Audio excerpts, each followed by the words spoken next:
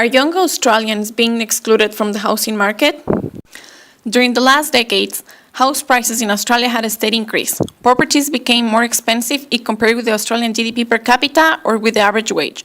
Real house prices rose in more than 400% since the 1960s, and they grew at a higher speed during the last 2 decades, averaging an increase of 6% per year. When compared with the average wage, the equivalent price-income ratio increased from 3.75 in the 1950s to 9 in 2004, making it much more difficult to pay for a mortgage. So, what is the importance of owning a house besides financial security and tenure stability? Owning a house allows people to accumulate wealth. People who can access the housing market are likely to accumulate more wealth in their lives than people that don't. Prices will continue rising, creating even more constraints for middle and low-income households to access the housing market than in the past.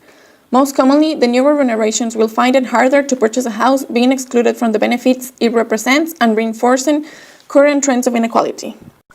Even securing a deposit will be increasingly difficult for first home buyers because of higher housing prices.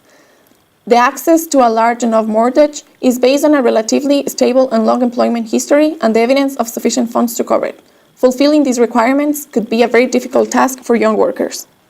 It has been argued that young people opt not to buy a house because of their new life preferences.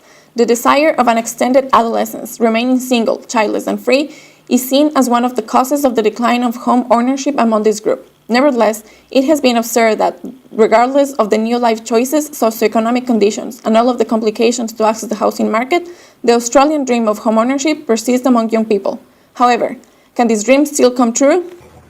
So pretty good, later in life, I think when I get a good job. So at the moment I think things are quite bad, but I guess the market's going to pick up a little bit. So I'm hoping when I'm ready that the market will be in a good position for me to get a house.